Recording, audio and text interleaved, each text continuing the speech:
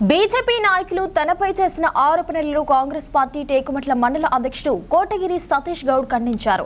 రాజకీయ పబ్బం గడుపుకోవడానికి కొందరు తనపై తప్పుడు ఆరోపణలు చేశారన్నారు.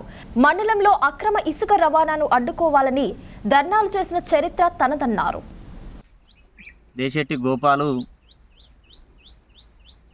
ఇక్కడ ఈ కుందనపల్లి నుండి రావరెడ్డిపోయే దారిలో ఇక్కడ ఎవరో ఒక 10 ట్రిప్పుల ఇసుక ఇక్కడ డంప్ చేస్తే కోటగిరి సతీష్ మండల అధ్యక్షుడు ఇక్కడ వ్యాపారం చేస్తున్నాడని తన రాజకీయంగా పబ్బం గడుపుకోవడానికి మా మీద అబాండాలు వేస్తూ అసత్య ఆరోపణలు చేయడాన్ని తీవ్రంగా ఖండిస్తున్నాం. నువ్వేమైనా ఉంటే వాస్తవాలు తెలుసుకొని మాట్లాడాలి. నువ్వు ఒక మండల అధ్యక్షునిగా ఉన్నావు. నువ్వు మండల అధ్యక్షునిగా ఉండి నువ్వు చేసే పనులేందో, నువ్వు వేసే వేషాలేందో నీ గ్రామంతో సహా మండలంలో తెలుసు. నీ గ్రామంలో నీ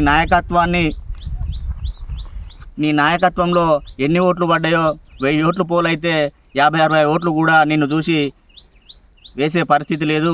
మండలంలో నీ నాయకత్వంలో నీ పార్టీకి ఎన్ని ఓట్లు పడ్డాయో, నువ్వు చేసే పనులేందో, నువ్వు బిచ్చగాళ్ళ జోలలు గుంజుకునే వ్యక్తివి. నువ్వు ఒక బైరాగాన్ లెక్క రోడ్ల మీద తిరుగుతూ ఒక బాధ్యత లేని వ్యక్తివి. నువ్వు నీకు మాకు చాలా తేడా ఉన్నది. టేకుమట్ల మండలంలో టీఆర్ఎస్ ప్రభుత్వంలో అక్రమ ఇసుక రవాణా గురించి ఒక 20-30 సార్లు రోడ్లెక్కి ధర్నాలు చేసి ప్రభుత్వ దిష్టిబొమ్మలు తగలబెట్టిన చరిత్ర నాది. ఏ ఒక్కరోజు కూడా నీ రోడ్ ఎక్కకుండా వాళ్ళ దగ్గరకు పోయి బేరసారాలు ఆడుకొని 50-100 ఆడుకున్న చరిత్ర నీది బిడ్డ. ఖబర్దార్ ఒళ్ళు దగ్గర పెట్టుకొని మాట్లాడు. టీఆర్ఎస్ గవర్నమెంట్లో ఏ ఒక్కరోజు కూడా అక్రమ ఇసుక రవాణా మీద ఏ ఒక్క కేసు కాలేదు.